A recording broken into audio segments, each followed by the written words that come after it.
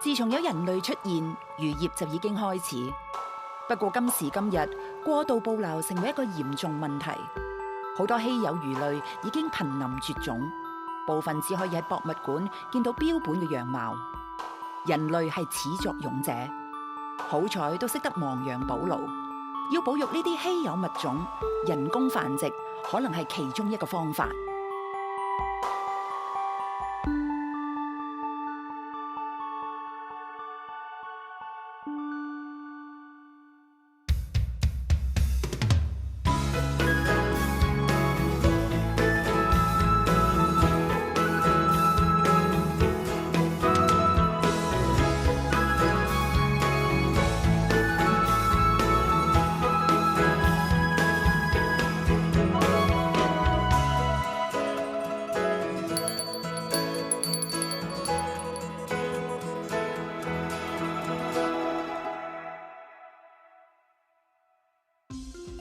我叫陳俊明，英文名係 Joe Chan。我係一個環保嘅工作者，同大自然接觸係我最大嘅興趣。喺大陸行呢個節目入邊咧，我會同大家一齊尋找人同自然和平共處最理想嘅方式。黑龍江全長4400公里，係世界上少有未被污染嘅河流之一。佢嘅最大支流係松花江同烏蘇里江。黑龍江嘅漁業資源非常豐富。其中最出名嘅有大馬蝦魚同達氏黃魚，係黑龍江省嘅主要自然捕撈漁產區。今日阿 Jo 去到黑龍江省嘅綏濱縣參觀一個寒地淡水魚養殖示範中心，佢想了解一下黑龍江獨有嘅網箱養魚技術係點樣運作。而接待阿 Jo 嘅係養殖示範中心嘅負責人欒繼勇。就從2012年開始吧，就是大規模的搞這個養魚工作，搞養魚生產。那很大範圍。這棟樓呢是5000平方米。5000平方米。咱們是屬於它是工廠化養殖。工廠化。它能夠繁育魚苗，能夠那個展養魚苗，孵化魚苗，然後商品魚養殖。因為我們這有幾個車間嗎？還有一個1460平方的一個越冬溫室。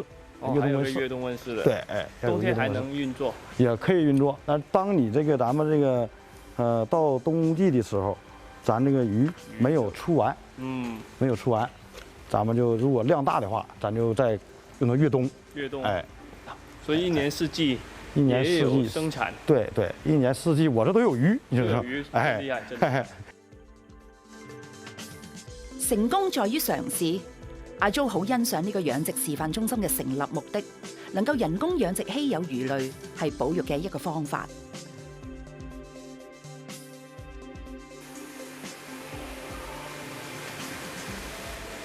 七彩鮭魚係養殖示範中心新引進嘅魚種，佢係一種淡水三文魚，排名全世界5大鮭魚之首。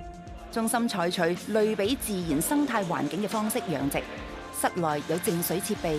飼料由專家調配，當魚苗達到20克重量嘅時候，就可以放到養魚溫室隔離嘅黑龍江魚塘度養殖。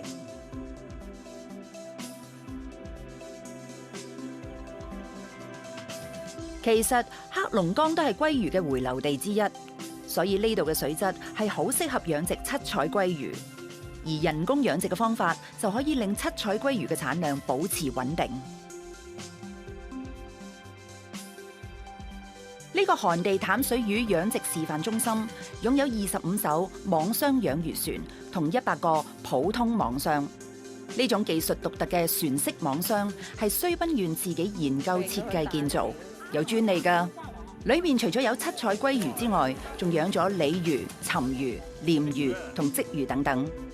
由於黑龍江嘅水好乾淨，啲魚喺網箱裏邊可以淨化身體嘅雜質，最後成為健康安全嘅食品。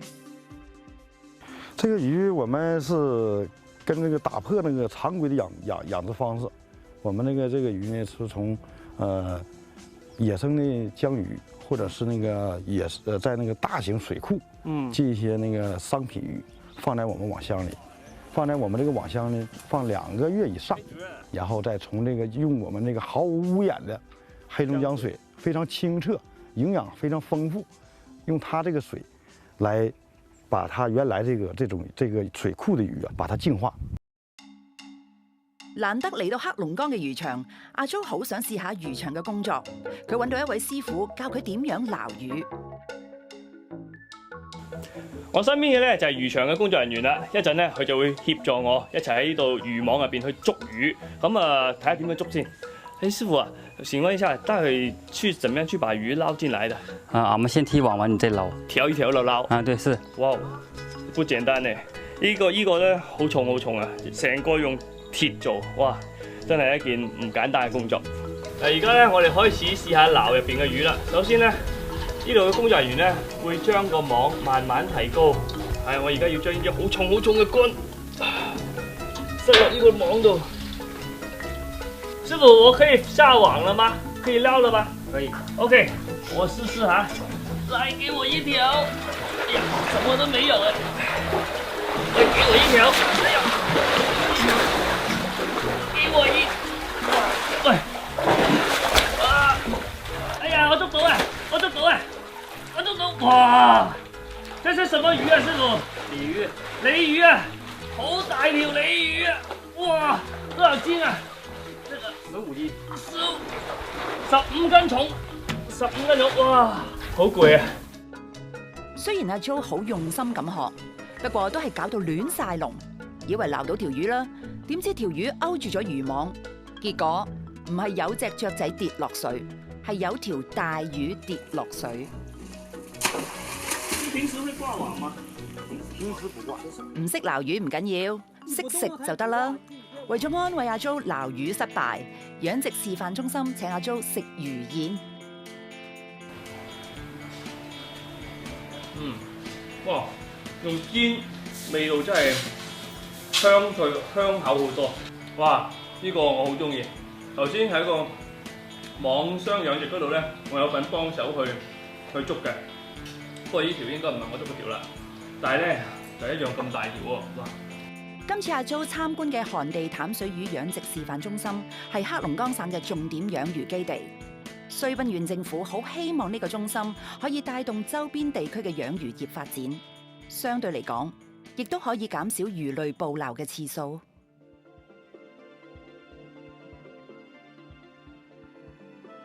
其實我哋人類過往歷史入邊咧，捕魚比農業更加早。但係今日咧，我哋嘅魚類資源係已經非常之缺乏，野生嘅魚類喺黑龍江呢邊咧已經係非常之絕無僅有，可能只能夠靠好似而家呢啲養殖嘅方法咧，去持續我哋未來嘅一啲河鮮啊、海鮮嘅供應。我哋過往成日諗野生嘅會鮮味啲，營養會好啲，但係而家相反咧，睇到其實好多養殖嘅方式咧，佢一樣係用無公害啊，或者唔用任何添加劑。咁其實可能嗰個水質啊、魚嘅質量咧，甚至會比野生嘅更加好。所以點樣可以打破呢種嘅執着，就係我哋未來可唔可以持續去有呢樣同魚類之間嘅關係繼續持續發展嘅一個最關鍵嘅因素。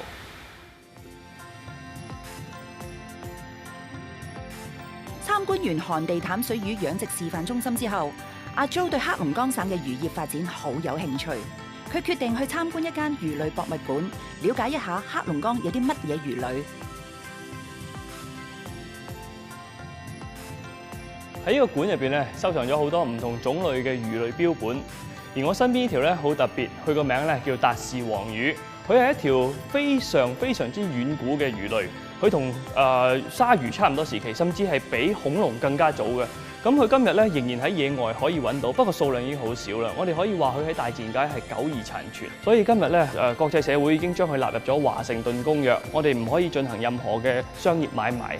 咁我哋一陣咧有機會睇下啲生嘅黃魚，同埋呢度居民點樣想盡辦法去拯救呢種瀕危滅絕嘅物種。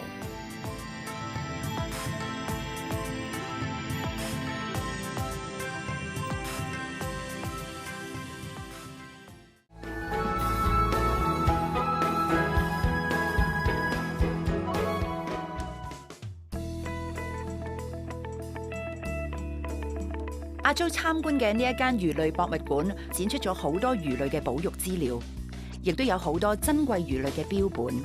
除咗有展覽功能之外，仲肩負起研究繁殖嘅工作。喺博物館隔離嘅研究室就負責飼養同埋繁殖水中活化石。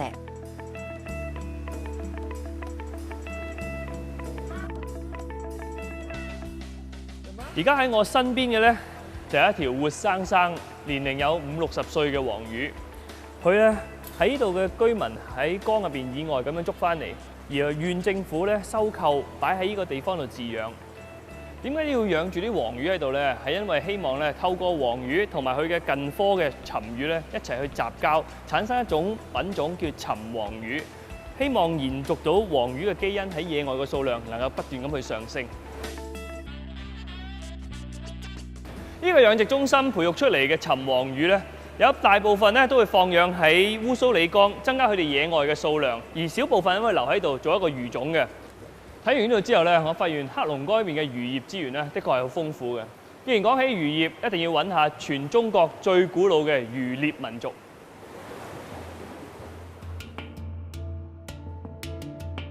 而家阿 Jo 要去黑龍江省同江市街津口嘅黑節族民族村。呢條村喺1936年建成，而家有70戶，大約有3000個居民，主要係黑節族人。黑節族係中國東北地區一個歷史悠久嘅少數民族，主要聚居喺黑龍江省同江市街津口鄉。黑節族有自己嘅語言，不過冇文字，因為長期同漢族一齊居住，所以都識講漢語。佢哋以前一直以捕魚為生。不過有部分族人喺近幾年已經唔再捕魚。阿 Jo 呢一日就去拜訪一位由漁民轉變成為魚皮畫家嘅黑節族人。我而家喺黑龍江省一個名叫街津口嘅地方，呢度係少數民族黑節族嘅聚居地。而家我去揾一個族人傾下偈先。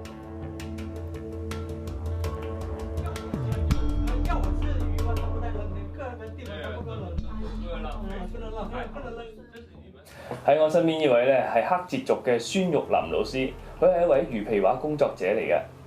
誒，孫老師啊，想問下你咧，你係點樣諗到用魚皮嚟做畫嘅咧？同埋大概幾多年前諗到呢樣嘢㗎？啊，這是我頭10多年前哈，就是剛搞旅遊開發時候，我就是想那個想法，這個魚皮，這可不可以做這些作畫呢？做畫呢？後來我的搞一個前提，搞個想法，完了就是用我們這個民族的漁獵這個生活的東西，給它攪出來。這個圖畫都是表達以前那些民族的生活。對，民族的生活，對。哦，這很特別。咁孫老師啊，喺你製作魚皮畫之前咧，你係做啲咩工作㗎？啊，我是在這魚皮畫之前，我是在江裏捕魚。在江裏捕魚。那個多少年前已經？那個就是20多年前吧。20多年。所以你捕魚的那個經驗也有差不多10幾20年了。對，10多年、20多年、20來年吧。20來年。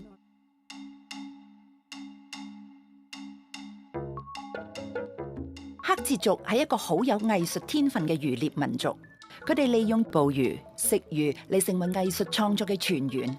難得拜訪黑節族嘅著名魚皮畫家，梗係要學翻一啲整魚皮畫嘅技巧啦。孫老師啊，呢幅畫咧，其實有啲咩地方係未完成㗎？這幅畫吧，就是這黃魚這個底下的黃魚那個肚皮對白色的，這個還有這道風線，對，那風線，但是呢，這個還有一個魚鈎，魚竿的鈎。咁我哋一齊試下整咯，好嗎？那我們示範一塊，一起做吧。好。好。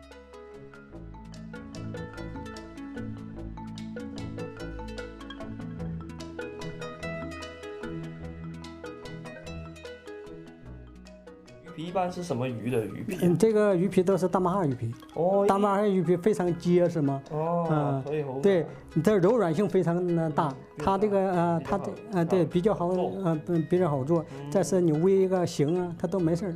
哦，呢啲魚皮咧係嗰啲大馬哈魚或者我哋俗稱嘅三文魚嘅魚皮，特別厚身啲，同埋咧又夠堅韌。咁點做咧？就係喺魚身剝啲魚皮落嚟之後咧，就洗乾淨啲肉，然後就喺陰嘅地方咧晾乾佢，就千祈唔好係太陽底下直接曬。如果唔係咧，就會好薄，就唔可以好似而家咁樣仍然保留到魚身嘅顏色㗎啦。孫玉林創作咗好多唔同主題嘅魚皮畫，當中大部分都係講黑節族以前捕魚嘅生活狀況。可想而知，黑節族人嘅生活同魚類關係極為密切。喺以前，黑節族人仲會用魚皮嚟做衫。一塊小小嘅魚皮點做到一件衫呢？看這個大家伙，哇！這是什麼東西？呢個係咩嚟咁得意嘅啲質地？啊，這是魚皮衣。哦，呢個就係傳說中嘅魚皮衣啦，成件都係魚皮做。這都是用大馬哈魚皮製作的。哦，原來呢件衫咧都係用大馬哈魚，即係三文魚嘅魚皮嚟製造嘅。誒，老師請問一下，這個現在做這些衣服的，一般是男的還是女的懂得做的？還是做這個魚皮還是女的？女的做，男的做沒有了。男的沒有了。哦，都係呢個黑節族嘅女性咧，佢哋懂得去用呢啲魚皮嚟做衫。黑節族係中國唯一識得用魚皮做衫嘅民族，而魚皮衫嘅製作過程非常複雜。衫身多數用大馬哈魚魚皮做，長褲就多數用黃魚、鱘魚嘅皮。做魚皮衫之前，先要做一塊魚皮布。黑節族人會將魚皮陰乾，再用工具將魚皮除到又薄又軟，之後用魚骨針穿起魚皮線，將每塊魚皮連埋一齊。做拼布嘅時候，要配合唔同嘅顏色同魚鱗紋路，一啲都唔簡單㗎。而家識做魚皮衫嘅人已經好少啦。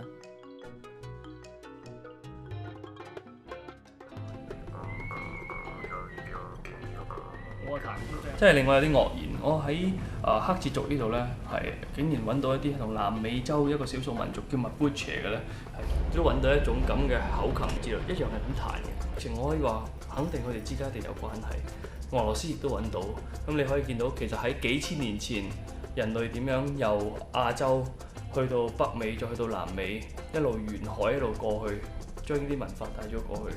所以其實黑節族呢個文化嘅傳統真係好深、好深、好深、好耐，但可惜今日數量剩翻好少佢哋嘅人，所以都擔心呢啲文化會消失。現在有沒有人懂得吹這個？現在的人也有會吹的。哦，這我人不多，對不多啊。你這個牙有裏頭的舌頭有呼吸，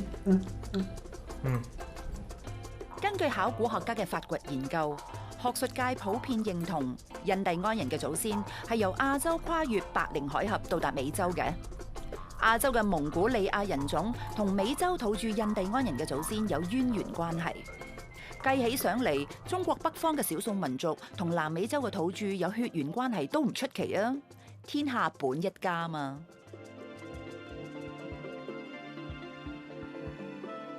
嗱，我手上揸住呢個咧就係黑節族嘅傳統月曆，好獨特。佢係上面係記月啦，下邊係記日嘅。假設今日係8月2號嘅話咧，咁上邊咧就擺8塊魚皮喺度啦，過咗8個月啦。咁下邊就兩日啦，咁所以就代表8月2號。今日好開心能夠嚟到黑節族呢個村度咧，同老師啦一齊去整一整魚皮畫啦，亦都去認識下佢哋一啲傳統嘅生活。而家情況係點樣？我感覺好複雜，係因為見到一個數量唔係好多啦，同埋冇自己嘅文字，但係仍然好努力去將自己一啲民族嘅傳統價值啦，去繼續去延伸落去。佢哋對魚嗰種執着，對種熱愛咧，從生活入邊嘅各樣嘅用品啦，到今日佢哋用一啲唔同嘅工藝品去嘗試，一直將呢樣嘢傳落去。我哋見到其實佢哋不斷咁去保留住自己嘅根。我反思翻自己嘅城市澳門啦，我哋以前都係以蠔為主，都係靠海洋為生嘅。但係今日嘅澳門，可能我哋對海洋好陌生，我哋周邊嘅海被污染，我哋嘅蠔已經唔可以再食用，反而一個冇文字嘅少數民族都會不斷咁掙扎，努力去將自己嘅傳統文化保留落嚟。呢樣嘢真係好值得我哋澳門人去反思。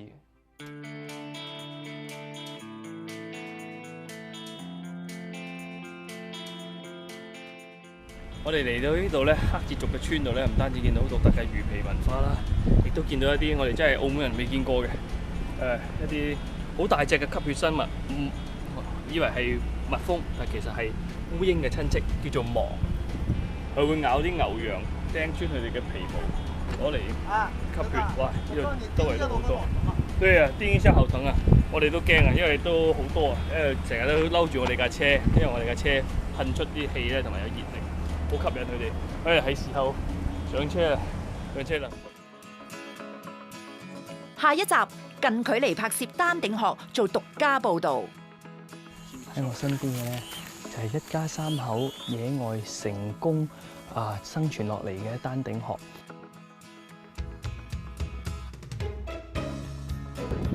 啄人嘅喎，痛嘅喎，好痛嘅喎，好似把刀著落呢度咁樣。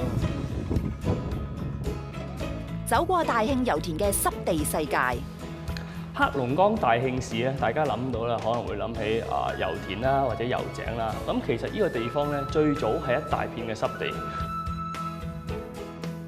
到達終點嘅城市綠洲，大家跟我一齊嚟，細細聲。我估唔到喺東北地區咧，都俾我揾到長頸鹿啊！我仲以為喺非洲先揾到嘅啫。